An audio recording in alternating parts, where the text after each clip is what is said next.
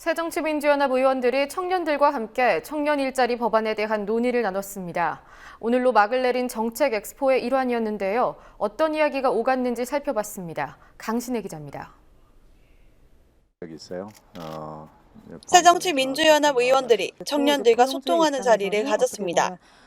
민주연합이 개최한 정책 엑스포의 일환으로 열린 완생을 꿈꾸는 법안, 완생법 만들기 간담회에 우윤근 원내대표와 신경민, 이인영 의원이 참석해 청년 문제 관련 법안에 대해 논의했습니다.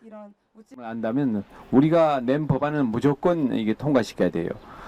우리가 장거리 3법도 얘기를 했지만 젊은이들이 대학을 졸업하고서도 일자리를 갖지 못하는 것보다 더 큰 아픔이 있을까 하는 생각이 듭니다. 더 큰 고통이 있을까.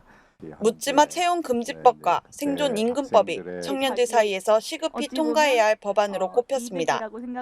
묻지마 채용금지법이라 불리는 채용 절차의 공정화에 관한 법은 신경민 의원이 올해 2월 개정안을 냈습니다. 기업이 채용할 때 가족관계, 몸무게 등 업무와 관련 없는 내용을 이력서에 작성하게 하거나 면접에서 확인하지 못하도록 하는 내용을 담고 있습니다. 부모님, 심지어는 할아버지, 할머니까지 족보를 다 대야 되는 경우가 있고, 결혼을 했으면은 또 처가까지 결혼을 어떻게. 또 채용 대상자의 업무와 임금 등을 채용 공고에 구체적으로 명시토록 하고 불합격하면 그 사유를 고지하도록 하는 내용입니다. 떨어져야 되는 이유를 좀 밝혀주는 게 맞을 거예요. 그렇게 긴 기간 동안 다른 기회를 박탈하면서 붙잡아 놨을 때는 아웃을 할 때 밥 한 끼도 못 사 먹는 최저임금, 시급에 대한 문제점에 대해서도 논의했습니다. 사실 지금 올해 5,580원이 되어도 그 직장인들의 평균 점심값 6,500원에도 못 미치고요.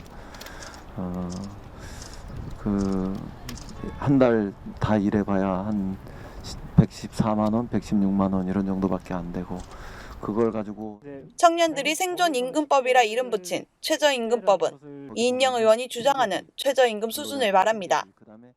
이인영 의원은 지난해 7월 최저임금이 전체 근로자 임금 평균의 50% 이상, 약 8,000원이 되도록 한다는 내용의 법안을 발의했습니다. 네, 저희들한테 가장 필요한 법안이고 통과됐으면 좋겠습니다. 청년들의 일자리 문제 등에 대해서 정부 그리고 야당과 여당 모두 한 목소리로 중요하다, 긴급하다고 말합니다. 하지만 여야 의원들이 발의해 통과되지 못한 채 국회에 계류돼 있는 청년 일자리 관련 법안이 수두룩합니다. 국민TV 뉴스 강신혜입니다. 공정화하기